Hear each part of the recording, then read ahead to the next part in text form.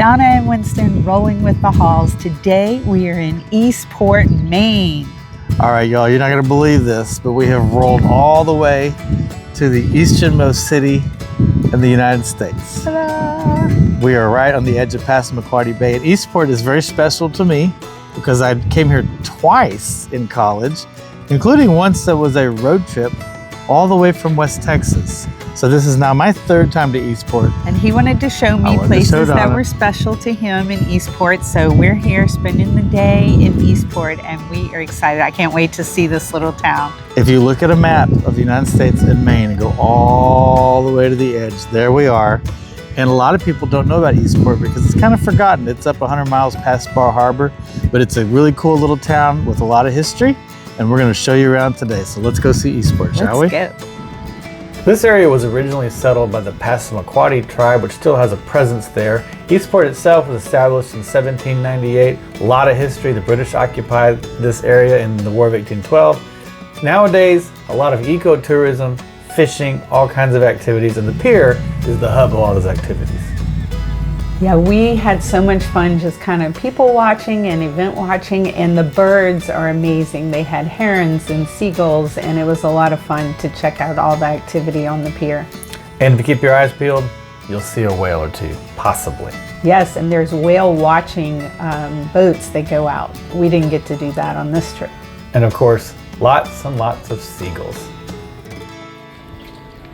Okay, so I mentioned earlier we're on Passamaquoddy Bay. And the cool thing about Passamaquoddy Bay is the tides here are in the neighborhood of 25 or 26 feet. From low tide to high tide, these boats and this dock are going to rise way up there. And it's on its way down right now. But at 1 o'clock, which is 2 hours from now, it'll be at its lowest. The other thing I want to point out here is right over there is Canada. Campobello Island, Franklin Roosevelt's summer cottage was over, one of his places was over there. We're gonna go there tomorrow, but anyway, that's how close Eastport, Maine is to Canada. And the water, what is it, 56 degrees? Freezing cold water, even in the dead of summer. North Atlantic, right? Anyway, what's that? Downtown Eastport is a very short walk from the pier, and once there, there's all kinds of cool shops to check out, coffee shops and books and antiques, and this is my favorite store, a boatload of books. Now the cool thing about Eastport is it's not quite as developed as other parts of Maine as far as tourism, but believe it or not, they do get cruise ships. And the Holland America line has stopped here, and we learned from locals that they are completely overrun by tourists when those ships show up. But as you can see, lots of cool stuff. They try really hard. You can see this little toy shop. They had all kinds of live flowers outside and lights, and they just really make it look inviting. Yes, very quintessential East Coast town. And if you're a history lover like I am, there's a couple of museums where you can really dig into the story of Eastport. As I mentioned earlier, during the War of 1812, they were overtaken by the British. And right before that, this was a smuggler's haven into Canada. Lots of amazing history, and it's cool to take the time to learn it.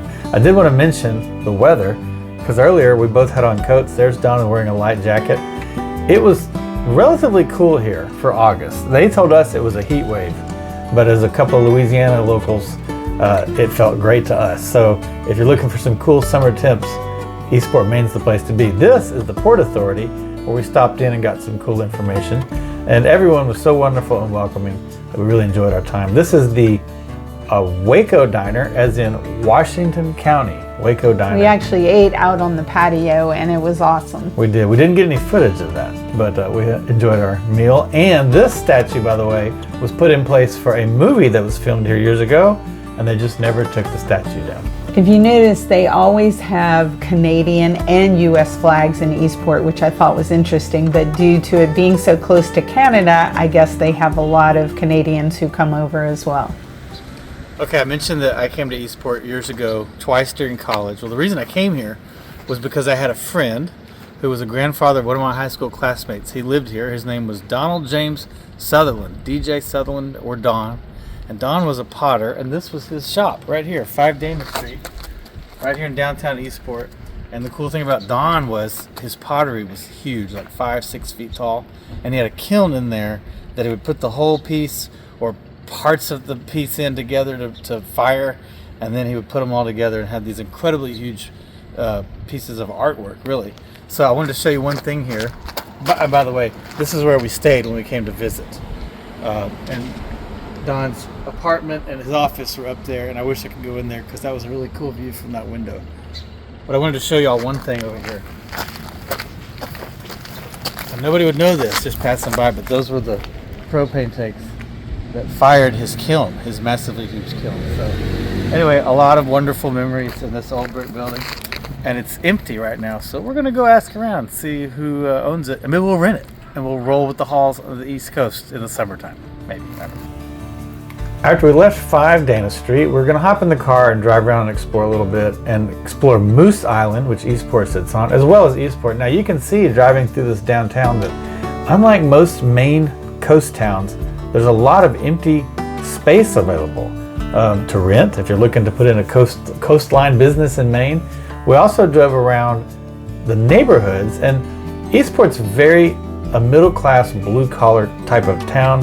There's some large houses, some small houses, but relative to the rest of the Maine coast, super affordable. And there were lots of houses for sale, and some you can see they were refurbishing them, and so you could get a house that's literally like a few blocks from the bay, and it's awesome. Yes, and that's the cool thing about it being on an island is lots of views of the ocean. And I did want to mention here downtown Eastport, there are Airbnb spaces available for rent. And I looked them up per month, and some were just $2,000 or $3,000 a month, which sounds like a lot of money, but relative to everywhere else in Maine on the coast, that is a steal.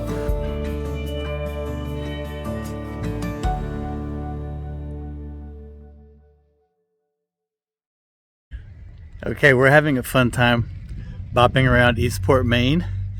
And as I mentioned earlier, the tides here in Passamaquoddy Bay are incredibly large tides up and down. Some of the largest, I think, in the world for sure in North America. Anyway, I wanted y'all to see what low tide looks like. So it's 2 o'clock. I think we're at low tide, and so right now, or maybe here just a little bit, the tide's gonna start coming back in. And I want to show you the boat. It's just sitting on the ground. And I believe that was floating earlier. But what we're gonna do is, we're going to come back tonight. High tide is at around 8 p.m. right after sunset. So I'm going to come back this evening, and I'm at the bottom of the boat ramp. There's a ramp right there. I'm going to come back this evening and stand right there so y'all can see the difference in the tides down here. And so all of these boat moorings, I don't know the nautical terms, forgive me, but where they tie up the boats, they all have the ability to float. They float so that the dock or whatever's attached to the pole floats all the way to the top of the pole, because the tide is too big. If you tied your boat up directly, it would be hanging at low tide. So anyway, this is just a really cool spot, and I'll show you later so you can get a feel for how insanely large these tides are. We're going to keep going on our tour of Eastport, so let's go check some more stuff out. Now, right next to the boat ramp was a cool little place, the local newspaper, the Quoddy Tides. I've been reading this newspaper since the first time I came here. It's been there since 1968, and look at this office, look at the location. We did get a brief tour inside, and I thought it looked like a museum. It reminded me so much of the old days of journalism. Winston even suggested to him that they should offer tours and charge to get in. This was the old post office, and the Quoddy Times, the Quoddy Tides editor, or actually she just worked in the office, she suggested that we come over there and talk to the postmaster, and he was willing to give us a little mini tour, and it was amazing. This place is so historical, and it was just a lot of fun hearing all the history from the postmaster. Yeah, you forget walking around that it's a functioning post office. I believe at one point it housed the Coast Guard years ago, is what he told us. And so in the midst of all this beautiful woodwork and architecture, there's people coming in and buying stamps. There's Donna buying some stamps. But that's kind of the nature of Eastport. It's such an old town, it's such a historic town. you're just kind of surrounded by this history everywhere you go. And we weren't allowed to go upstairs, but I'm sure there was some beautiful sights up there too. Now this is a good example of what the largest tides do in Eastport, Maine.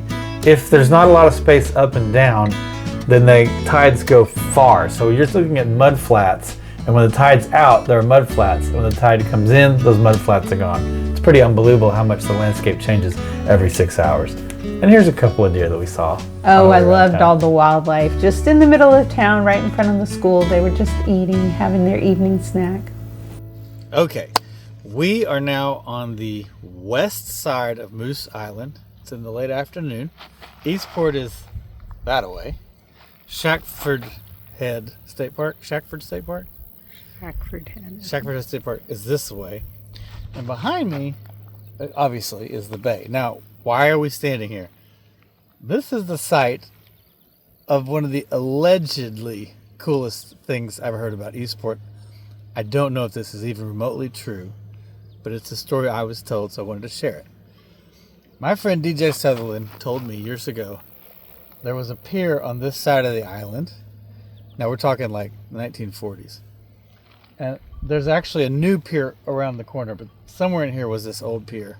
And that the story goes, during the height of World War II, that a Nazi U-boat allegedly found its way to Eastport, Maine, parked back here in the dead of night, and that the soldiers, dressed in like generic clothing, actually left this U-boat and went into town to go see a movie at the movie theater.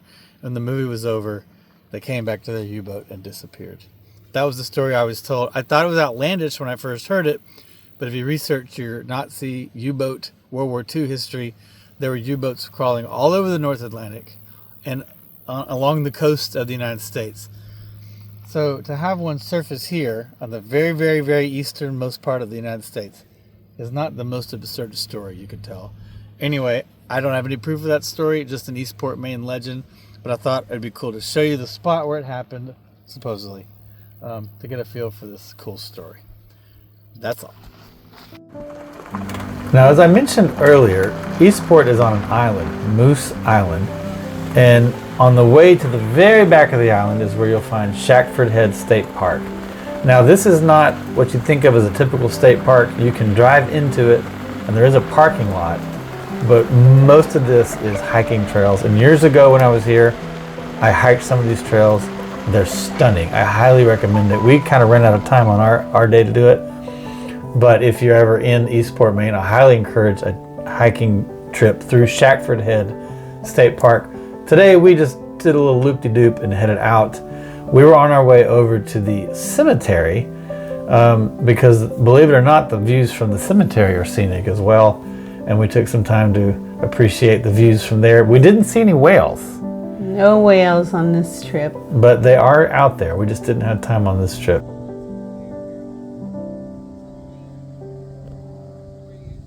And there's a trip to visit my friend Donna Sutherland's grave. If it wasn't for him, I never would have been to Eastport. You can see it's up on a hill. It was really pretty looking out in like his final resting place.